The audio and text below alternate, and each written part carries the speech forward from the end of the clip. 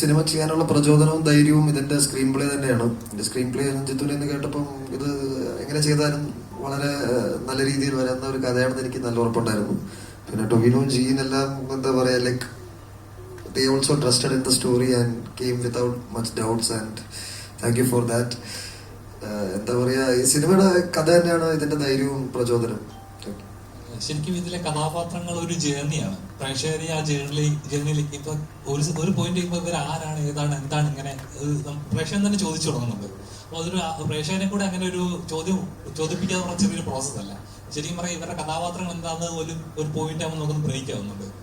എത്രത്തോളം ടഫായിരുന്നു ആ സ്ക്രിപ്റ്റിൽ എപ്പോഴും കൺഫ്യൂഷൻ വന്നിരുന്നു? സ്ക്രിപ്റ്റ് അപ്പൊ നിങ്ങൾ പറഞ്ഞ പോലെ തന്നെ എല്ലാ കഥയിലും നമ്മൾ പ്രേക്ഷകരും കൂടെ ആ കഥ പറച്ചിലിന്റെ ഭാഗമാക്കണം. ഞാനൊരു 3 പറയും, ബാക്കി യു ഫില്ലിൻ. അപ്പൊ അങ്ങനത്തെ ഒരു കൊടുക്കൽ വാങ്ങലുണ്ടെങ്കിൽ സിനിമ ഭയങ്കര എൻഗേജിങ്ങും ആൾക്കാർക്ക് ആ സ്റ്റോറി ടെല്ലിങ്ങിന്റെ ആ ജേർണിയിൽ അവരുടെ പാട്ടായിട്ട് അപ്പൊ എല്ലാം സ്പൂൺ ഫീഡ്. അപ്പൊ ഞാൻ കുറച്ച് ഫില്ല് ചെയ്യും, ബാക്കി നിങ്ങൾ ഫില്ല് ചെയ്യും. അങ്ങനത്തെ ഒരു രീതിയാണ് നമ്മളിൽ അപ്രോച്ച് ചെയ്തിരിക്കുന്നത്.